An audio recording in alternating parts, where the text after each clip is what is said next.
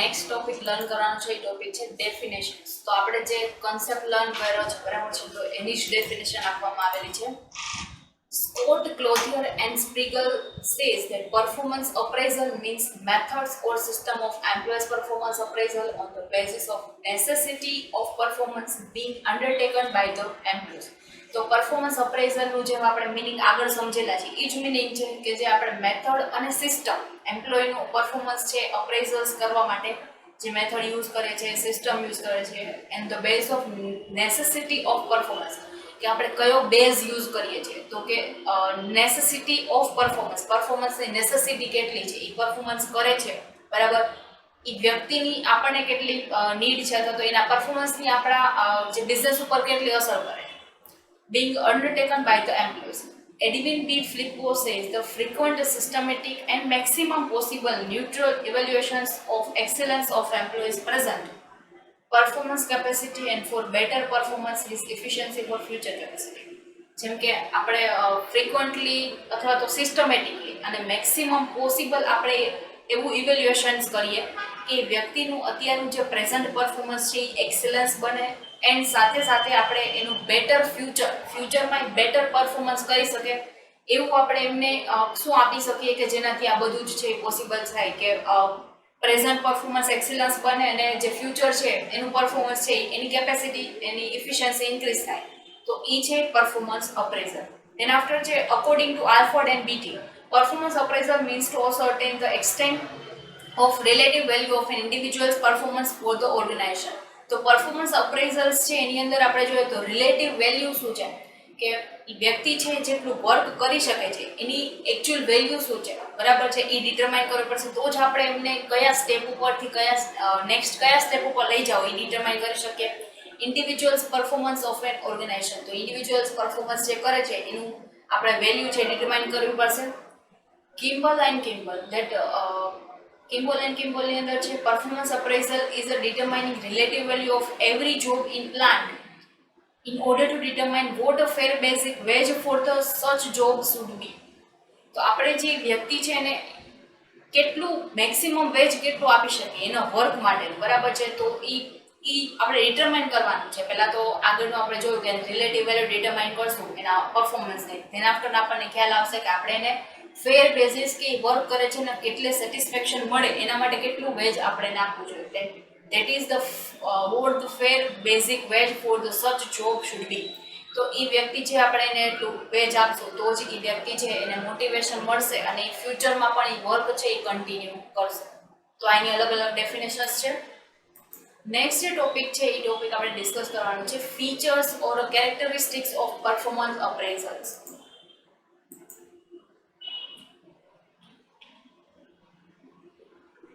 Features or characteristics, તો એના અલગ અલગ કેરેક્ટરિસ્ટિક્સ આપવામાં આવેલા છે. It is a systematic process છે, મેં તમને આગળ કીધેલું છે સિસ્ટમેટિક પ્રોસેસ છે which involves the determining standard of performance. તો સ્ટાન્ડર્ડ ઓફ પરફોર્મન્સ છે એ ડિટરમાઇન કરવાનું છે. Comparing actual performance of employees with the predetermined standard.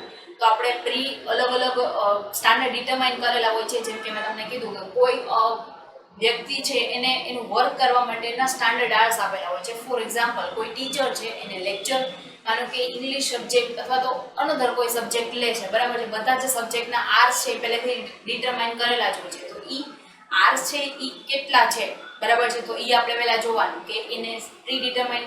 હવે કોઈ વ્યક્તિ છે એને 10 ક્વોન્ટિટી અથવા તો 10 યુનિટ્સ બનાવવા માટે એને 1 આર આપેલી છે, તો એ સ્ટાન્ડર્ડ આર્સ છે કે 1 આર એને સ્ટાન્ડર્ડ આર્સ આપેલી છે. હવે એ વ્યક્તિ એકચ્યુઅલ પરફોર્મન્સ કેટલું કરે તો કે એ હાફ એન આવરની અંદર એ 10 યુનિટ છે એ પ્રોડ્યુસ કરી દે છે બરાબર છે. તો આ જે છે એ 10 યુનિટ એને પ્રોડ્યુસ કરી દીધા છે હાફ એન આવરની અંદર, તો એની પ્રોડક્ટિવિટી છે એ વધારે છે. તો એ એકચ્યુઅલ પરફોર્મન્સને સ્ટાન્ડર્ડ સાથે કમ્પેર કરશું તો આપણને ખ્યાલ આવશે વ્યક્તિ કેટલો ઇફેક્ટિવ છે. અને સ્ટાન્ડર્ડ આર્સ એ રીતે ડિટરમાઇન કરવામાં આવેલા હોય કે નોર્મલ જે પર્સન છે નોર્મલ સિચ્યુએશનની અંદર પરફોર્મન્સ કરે તો એને કેટલો ટાઈમ લાગે એના બેઝ ઉપર આર્સ છે સ્ટાન્ડર્ડ આર્સ ડિટરમાઇન કરવામાં આવેલા હોય છે. Providing the feedback to the employees about the strength in his performance as well as the weaknesses and suggesting the measures to improve the performance over a definite period of time. તો એની અંદર છે એને પછી feedback આપવામાં આવે કે એ વ્યક્તિને performance સારું કરવાની જરૂર છે અથવા તો એનું પરફોર્મન્સ બેસ્ટ છે, એની ક્યાં મિસ્ટેક છે, એ વ્યક્તિને એની સ્ટ્રેન્થ અને વીકનેસીસ છે એનો ખ્યાલ એને રિયલાઇઝેશન કરવામાં આવશે અને એને જોવાનું કે કોઈ ફોલ્ટ છે તો એને મેઝર્સ, એ વ્યક્તિને એ વસ્તુ સુધારવા માટેના મેઝર્સ છે આપવામાં આવશે જેનાથી એનું પરફોર્મન્સ છે ઇમ્પ્રૂવ થશે. એ અલગ અલગ પીરિયડ છે એ આપવામાં આવેલા હોય છે તો એ ડિસાઇડેડ પીરિયડની અંદર એનો જે પરફોર્મન્સ છે એ ઇમ્પ્રૂવ કરવામાં આવશે. It is a humanly carried out a process usually by supervisors or a higher level authority.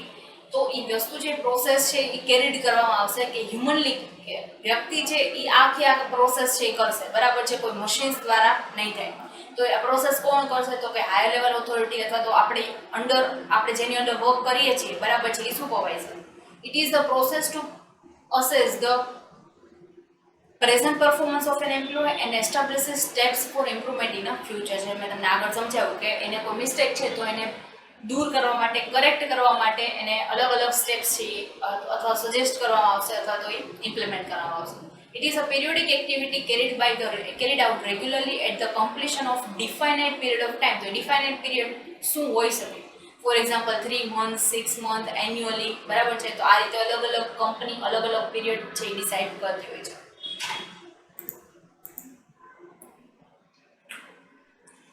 It is a forward-looking activity to bring about the corrections and improvement in the future performance. તો એ forward-looking activity છે કે આગળ વધવા માટે આપણે improvement કરવું જરૂરી છે. It is a development-oriented activity and not a fault-finding process. આ છે ડેવલપમેન્ટ માટે છે, એવું નથી કે આપણે એનું ઇવેલ્યુએશન્સ કરીએ છીએ તો એના ફોલ્ટ ગોતવા માટે, મિસ્ટેક્સ કાઢવા માટે આપણે આ પ્રોસેસ નથી કરતા, બટ એ જે મિસ્ટેક છે એને કરેક્ટ કરી અને આપણે ફ્યુચરની અંદર સારું પરફોર્મ કરી શકીએ એટલે ડેવલપમેન્ટ ઓરિએન્ટેડ એક્ટિવિટી છે કે fault process, fault finding activity નથી. It can be formally or informally conducted but it should be fair and equitable. જેમ કે આપણે એને ફ્રેન્ડલી નેચરની અંદર છે એ પણ પૂછી શકીએ કે કોઈ પ્રોબ્લેમ છે કે નહીં, અથવા તો આપણે એઝ અ સુપરવાઇઝરની ઓફિશિયલ ડ્યુટી કરતા હોય એ રીતે આપણે એમને પૂછીએ, બરાબર, તો એ ફોર્મલ વે છે, બરાબર છે, કે એને કોઈ કયો પ્રોબ્લેમ છે તો જે વ્યક્તિ જે આપણી અંડરના સ્ટાફ છે કઈ રીતે કમ્ફર્ટેબલ છે એ વે આપણે છે એ ચૂઝ કરીએ, ફોર્મલી ઓર ઇનફોર્મલી. બટ એ ફેર અને ઇક્વિટેબલ મીન્સ કે એની અંદર કોઈ બાયસનેસ ન હોવું જોઈએ. બાયસનેસ મીન્સ કે તમે ભેદભાવ ન કરતા હોવા જોઈએ, બરાબર છે, અને બધા જ ઇક્વિટેબલ મીન્સ કે સમાનતા હોવી જોઈએ કે બધા જ વ્યક્તિઓ છે એને આપણે એક સરખા જ એમ્પ્લોય છે એવી રીતે કન્સિડર કરીએ અને ધેન આફ્ટર આપણે એના પ્રોબ્લેમ સાંભળીએ એનું સજેશન્સ આપીએ. Personal bias and judgmental approach should be avoided while appraising the performance and determining the appraisal system. તો માં લખેલું છે કે પર્સનલ બાયસ કે આપણે પોતાનો અંગત જે ભેદભાવ છે અને જે જજમેન્ટ આપણે એના ઉપરથી આપીએ તો એ જે અપ્રોચ છે એને અવોઇડ કરવામાં આવશે. તટસ્થ રહીને મીન્સ કે આપણે કોઈ વ્યક્તિ છે એની આપણે વધારે ફેવર ન કરતા હોય અને કોઈ વ્યક્તિ છે ને આપણે કોઈને અગેન્સ્ટ ન હોય, વચ્ચેના જે લોકો છે કે જેના કોઈ ફાયદો નથી કે એનો કોઈ ગેરફાયદો નથી એવા વ્યક્તિને ચૂઝ કરી અને આ પ્રોસેસ છે કરવામાં આવશે. It is a different from job evaluation and it is inevitable tool for taking decisions related to the human resources. તો એ એક છે કેવી પ્રોસેસ છે તો કે ડિસિઝન ટેકિંગ માટે છે એ રિક્વાયરમેન્ટ છે, હ્યુમન રિસોર્સના સારું આપણે ડેવલપ કરવા માટે આ ટૂલ છે એ રિક્વાયર્ડ છે, બરાબર છે. તો એના અલગ અલગ ફીચર્સ અને કેરેક્ટરિસ્ટિક્સ છે જે મેં તમને સમજાવી દીધેલા છે. નેક્સ્ટ જે છે ઓબ્જેક્ટિવ્સ ઓફ ધ પરફોર્મન્સ અપ્રેઝલ્સ, જે આપણે નેક્સ્ટ લેક્ચરની અંદર ડિસ્કસ કરશું. Thank you.